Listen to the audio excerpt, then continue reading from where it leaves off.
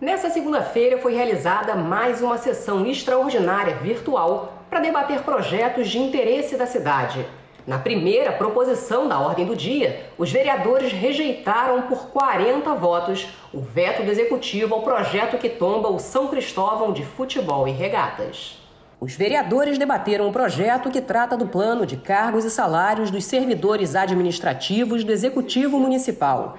Por esse projeto ter sido incluído em regime de urgência e ser um assunto fora da discussão sobre a pandemia do coronavírus, os vereadores divergiram sobre a votação. Na nossa opinião, os planos de carreira são a saída para que a gente não tenha aqueles diversos penduricalhos e gratificações que muitas vezes precarizam e garantem o assédio moral, muitas vezes, de chefias sobre servidores. O plano de carreira é um pilar da possibilidade de um serviço público que seja um serviço de Estado e não de um governo A ou governo B.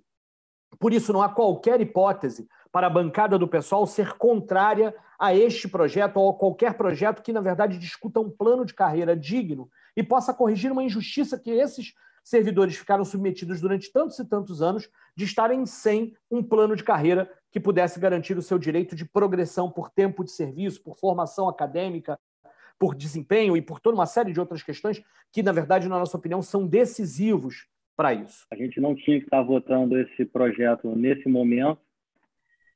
A gente tinha a esperança de que o prefeito pudesse estar tirando a urgência. E a gente fica numa situação agora que nós somos obrigados a votar o projeto, né? A gente fica numa sinuca de bico. Votar o projeto, aumento de gasto numa pandemia, uma coisa que nunca vista no mundo. Aí, a gente tem visto todos os efeitos que têm acontecido no mundo, né? 100 mil mortos na Europa, 40 mil só nos Estados Unidos, e a gente sendo obrigado a ter que votar esta matéria. Servidor não é despesa, é investimento. Eu já fui do Poder Executivo, sei que o funcionário público é que toca toda essa prefeitura e todo o serviço público. E recebi vários telefonemas dizendo que eu não sou contra o projeto, que o momento não seria propício por ser do coronavírus. Mas, infelizmente, aqui nessa casa, a nossa liderança tinha que ter mais pulso. Eu acho o momento horrível, a Câmara vai apanhar, nós estamos sendo manipulados de alguma maneira que eu não estou entendendo até hoje. Eu não vejo problema nenhum em votar esse projeto mais na frente. O próprio presidente ou todos os vereadores reunidos pediram ao prefeito para retornar com esse projeto no momento plausível. Mas eu acho isso que a gente está fazendo hoje, nós estamos julgando contra o povo, nós não estamos julgando contra 8 mil administrativos, nós estamos julgando contra a população, contra a situação. O prefeito é e será o grande responsável pelo resultado dessa votação. E por que eu digo isso? Esse é um projeto que, já definido, inclusive, pelo STF, pelo Supremo Tribunal Eleitoral, STF, que matérias que geram aumento de despesas, principalmente em relação ao aumento de servidores, e que não tenham 6 meses, não sejam votadas, aprovadas 6 meses antes da eleição, elas não têm validade. Então, o que nós estamos votando hoje não tem validade para este ano. Se não tem validade para este ano, esse projeto poderia sair da urgência e nós esperaríamos um momento oportuno de votá-lo, né, certamente logo ao fim da pandemia, quando nós voltássemos, né, a ter oportunidade de votar essa matéria. Em plenário, votaríamos e ele passaria ou não a ter efeito a partir do ano que vem. Só tem 2 caminhos. Ou a gente vota, ou o líder do governo retira da pauta. A gente percebe que, infelizmente, e aí, com toda razão, não queremos nos indispor com os servidores, de maneira alguma. Agora, a população também, e aí eu digo quando eu falo a população, e eu quero aqui citar também a população e também a própria mídia. A mídia que hoje estava, semana passada, falando muito a respeito dessa votação, que era um absurdo, que o Rio de Janeiro está indo na contramão de todo o país, o Congresso está aí se desdobrando, né?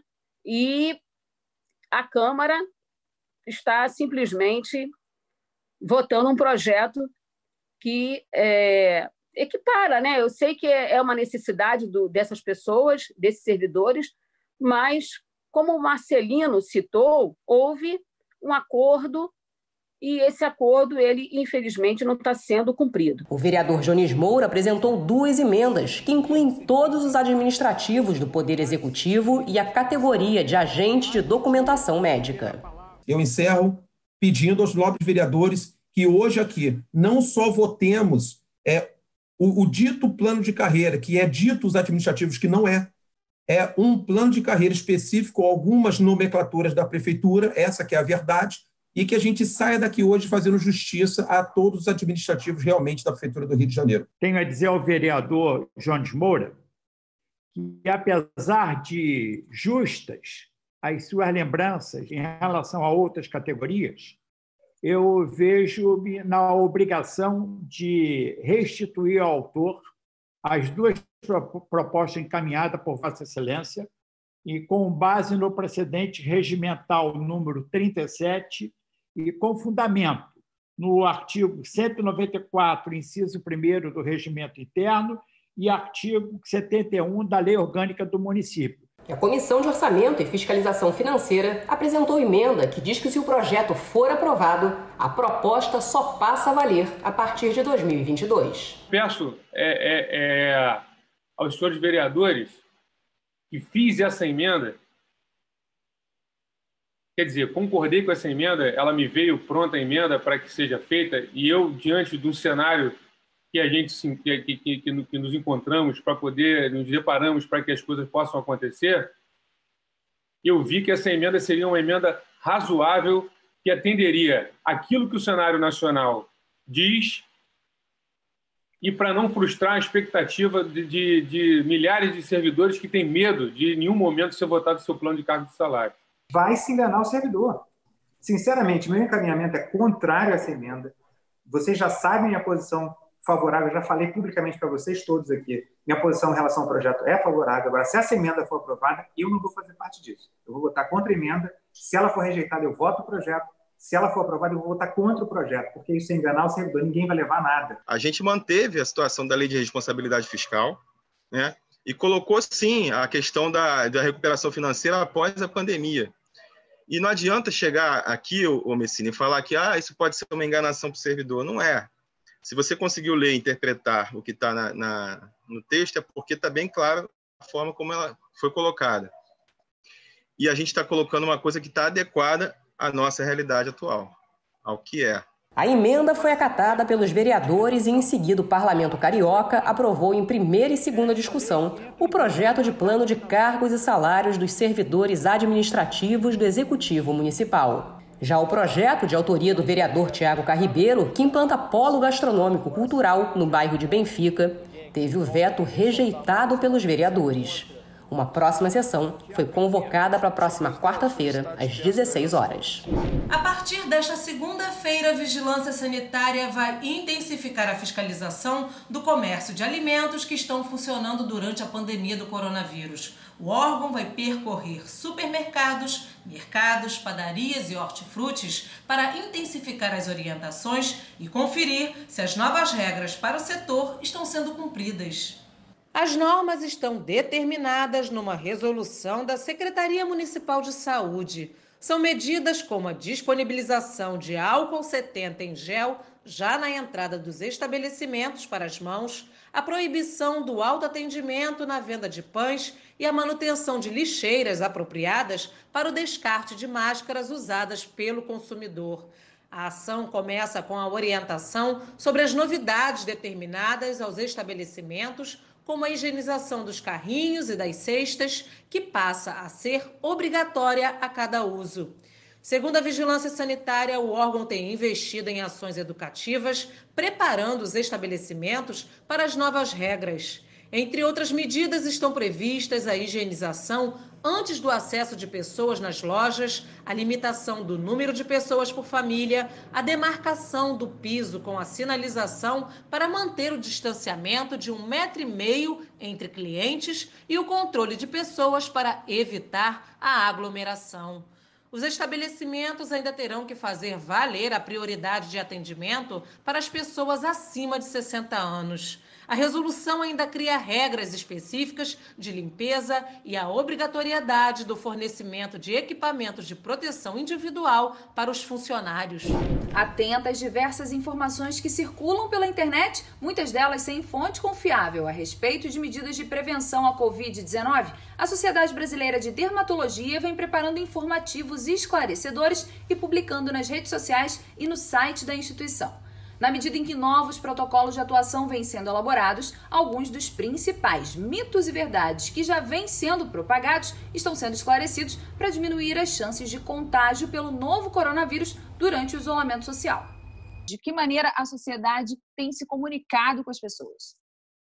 Então, a gente tem feito textos informativos, vídeos, tentado dar entrevista justamente para a gente ter chegar mais nas pessoas, até porque elas não estão podendo nem ir no nosso consultório, né? Então, a gente está tentando usar a sociedade para isso.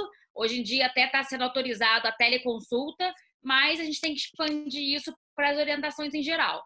Então, o que a gente tem orientado hoje, né?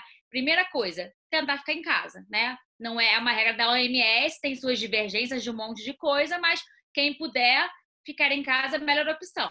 É óbvio que a pessoa tem que, às vezes, sair para a rua para comprar alguma coisa. Então, tudo que já falam de máscara, etc., é o correto. Mas uma coisa que fala um pouco e que eu acho muito importante é lembrar de cabelo. Cabelo é a nossa mãozinha grudada na cabeça. Então, eu estou em casa, estou com um brincão, aproveitando que eu posso estar com um brincão aqui aparecendo, porque se eu estivesse na rua não poderia. Estou com o cabelo solto. Então, e estou de óculos na rua, também eu uso óculos para evitar. Mas o que acontece é o seguinte, isso aqui está o tempo inteiro batendo aqui. Eu desço aqui, bate aqui. E aqui é onde tem vírus, pode ter vírus, né? Mesmo assintomático.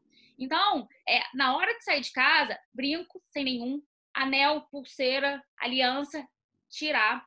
Deixar o cabelo preso, tá? Mesmo o cabelo curtinho, às vezes é curtinho, mas aí tem aquela franjinha que bate e a pessoa gosta de ficar assim, né? Homem, principalmente. Gosta de ficar jogando aquele cabelo ali que tem. Então, tentar usar alguma coisa que segure, às vezes um tic-tac, a própria boné, às vezes, vai segurar um pouco mais o fio para evitar aquilo ali. Mulher, cabelo médio, tipo meio grande, eu prefiro até que faça um coque do que rabo de cavalo, porque se o rabo for muito grande, faz a mesma coisa, bate na via aérea. E se tiver franjinha associado, prender com tic-tac, com grampo. Porque automaticamente você pega a mão e passa no cabelo, bate um vento. Não, mas eu não passo a mão no cabelo, não tem esse costume. Tem. Porque às vezes o cabelo cai, ou o vento faz assim. Você vai fazer o quê? Vai ficar assim, soprando? Não vai. Então, é importante que você tenha esse tipo de cuidado. Então, saiu de casa, prende o cabelo. Voltou para casa, lavar cabelo. Tá? Shampoo é suficiente. Pessoas portadoras de diabetes ou obesas têm maior risco de complicações por coronavírus. Para entendermos um pouco mais sobre esse assunto, eu converso com o endocrinologista Dr. Amélio Godoy. Dr. Amélio, a Sociedade Brasileira de Endocrinologia e Metabologia alerta para o número de pacientes internados por coronavírus com excesso de peso. Os obesos realmente fazem parte do grupo de risco? Sim, Ingrid, os obesos fazem parte do grupo de risco. Na verdade, a maior parte dos pacientes que são de alto risco tem alguma relação com a obesidade. Se você for observar, você vai ver que diabetes é a segunda causa, a segunda relação de alto risco. E a maioria dos diabéticos tem excesso de peso ou é obesa. Também a obesidade está relacionada com doenças cardiovasculares, que é o primeiro fator de risco para morbidade da síndrome do coronavírus. E a obesidade vem sendo, sim, muito frequente, e o que é muito interessante de observar é que, interessante no mau sentido, eu diria, é que essa já não tem correlação com a idade. Você sabe que maior a idade, maior o risco de coronavírus ter desfechos letais, tá certo? Na obesidade, não. Na obesidade, inclusive aqui no Brasil, nos dados do Brasil até a semana passada, ela era mais incidente nos pacientes que foram a óbito mais jovens, abaixo de 60 anos, do que aqueles com 60 anos ou mais. E isso também inclui as crianças, doutora Amélia? Isso eu não tenho dados para te informar. Eu não tenho dados para te informar porque definitivamente não há informações sobre o maior risco em crianças. Mas porque na realidade o Brasil ele registra um percentual considerável, né, de crianças consideradas obesas. Quais são, no seu ponto de vista, os principais desafios da obesidade infantil nesse período de isolamento, então? Em crianças já obesas, evidentemente que seria uma orientação alimentar correta, não muito restritiva para essas crianças, que fica muito difícil de fazer, a não ser por meios virtuais, como nós estamos fazendo aqui. Então, eventualmente, uma sessão dirigida especificamente com orientação ou compartilhamento com uma nutricionista que possa ajudar-nos a discutir sobre essa orientação para crianças seria interessante. Mas o fato é que, basicamente, o que nós teríamos que fazer era orientação para os pais e para a própria criança, se ela for, por exemplo, maior do que 10, 12 anos de idade, ela já é capaz de absorver as informações corretamente, e educá-las durante esse período de isolamento social para fazer atividade física mesmo em casa e obedecer a uma restrição alimentar moderada. Em tempos de pandemia do coronavírus, iniciativas em defesa da vida vão surgindo em favelas cariocas. O projeto Favela Sem Corona tem como objetivo diminuir os impactos da doença com prevenção e o diagnóstico da Covid-19. Pedro Berta, eu gostaria de já agradecer pela sua entrevista e perguntar como surgiu a ideia de fazer o projeto Favela Sem Corona. Então, o projeto surgiu no dia 20 de março, foi numa ligação entre eu e meu irmão. A gente é nascido e criado em favela e eu perguntei para ele, Júnior, o que a gente poderia fazer para diminuir o impacto do coronavírus nas comunidades carentes do Rio de Janeiro, que foi da onde a gente veio. Ele é professor da UFRJ, na Faculdade de Farmácia, então ele é da saúde, eu sou estudante de administração pública na Fundação Getúlio Vargas, então conheço um pouco de políticas públicas, políticas relacionadas à saúde, etc. E a gente começou a analisar alguns casos ao redor do mundo. E a gente gostou muito das boas práticas da Coreia do Sul, que eles basicamente fazem uma testagem em massa da população. E aí, só que a gente sabe que as favelas do Rio de Janeiro não têm a mesma estrutura que a Coreia do Sul. Então a gente olhou essas boas práticas, gostou delas e, respeitando as especificidades, a gente está tentando fazer a implementação dela e tem dado muito, muito certo. E como é que ele funciona aqui no Brasil, nas favelas cariocas? Então, a gente atua em duas frentes. Uma é apoio ao diagnóstico, a outra é prevenção. As duas são igualmente importantes.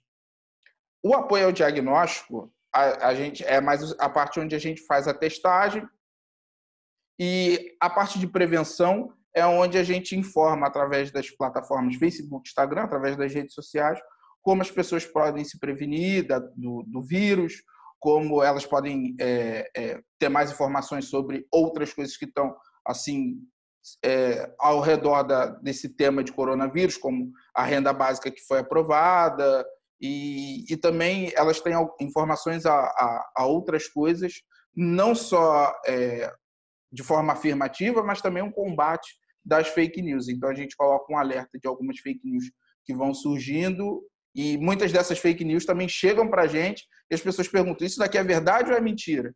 E aí a gente vai falar, não, vamos fazer uma pesquisa aqui e vamos soltar um post falando se é verdade ou se é mentira. Muita gente, ontem, por exemplo, chegou gente perguntando se água com limão e água quente na garganta surtia efeito contra o coronavírus. Então a gente tem esse trabalho bem cauteloso. Pela primeira vez em 75 anos, a Igreja de São Jorge vai estar fechada no dia 23 de abril, data em que se comemora o Dia do Santo. O motivo? A pandemia do novo coronavírus. As comemorações foram adiadas para agosto ou setembro deste ano. Todos os anos, milhares de pessoas vão até a igreja, que fica no bairro de Quintino, na zona norte do Rio, pedir bênção ao santo, que é um dos mais populares da Igreja Católica. As missas foram mantidas, só que sem público. Elas vão ser transmitidas em 4 horários pela internet. Dia 23 de abril, o que vai acontecer? Às 5 horas da manhã, nós vamos fazer a missa da alvorada, como era o nosso costume de fazer sempre. Então, às 5 horas da manhã vai ter a missa, vai ter o toque do clarinete, vai ter o toque do sino, vai ter uma queima de fogos e depois, então, a Santa Missa. Às 10 horas da manhã, mais uma missa. Depois nós temos às 15 horas mais uma missa e às 18 horas. Em cada missa, nós vamos dar uma bênção especial para a saúde. Portanto, faça da sua casa a Igreja de São Jorge. Não venham aqui na igreja. A igreja está fechada, os portões estão fechados. Vocês não podem entrar dentro da igreja. Vamos obedecer às nossas autoridades que pediram para ficar nas nossas casas.